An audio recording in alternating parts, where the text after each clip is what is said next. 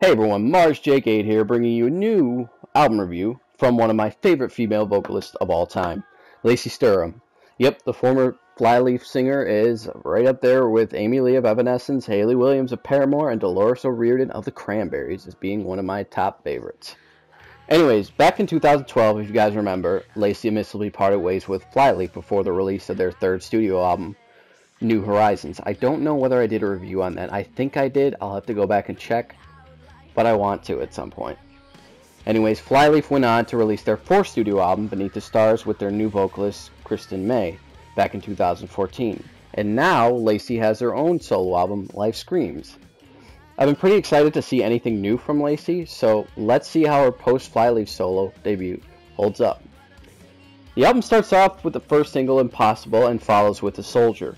These two songs are probably my favorite songs off the album. They felt like they could have been Flyleaf songs, but they still held their own. I don't really know how to explain it that well, but I didn't feel like I was listening to some random Flyleaf song. You're Not Alone, Feel Like Forever, and Rot are also strong songs that each stick out on their own sense. That's one thing I really enjoyed about this album, is that each song still maintained that melodic hard rock that Flyleaf fans know and love, but still stood out on its own, and it didn't come across as repetitive. The Police cover, Roxanne, was also well done, adding their own flair to the song. I was a little surprised at first to see a live cover on the main track list, rather than being a bonus track or something, but as soon as I heard it, as soon as I got a chance to listen to it, I understood exactly why. The things that I didn't like about this album, there's probably only one really big thing that I didn't like, and that would be Vanity and Rot.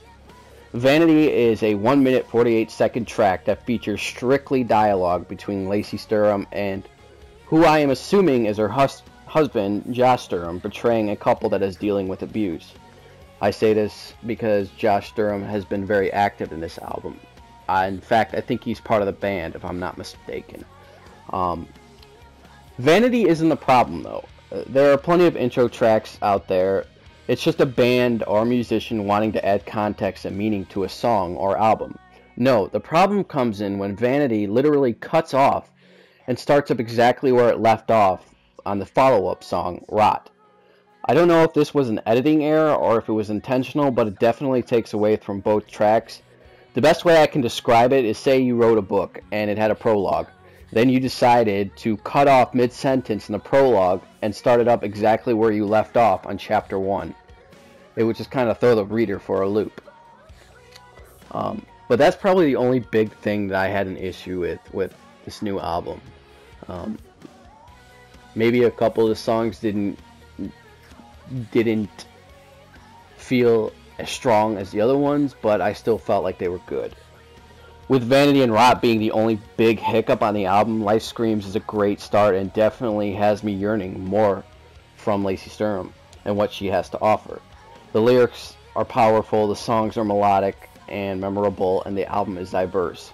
I enjoyed listening to it and I can't wait to hear what's next. So my final score for this album is a 7 out of 10. Thank you guys for joining me. Let me know down in the description, down in the comments, what album you guys want me to review next. I hope you guys enjoyed it. I'll see you guys next time. Mars out.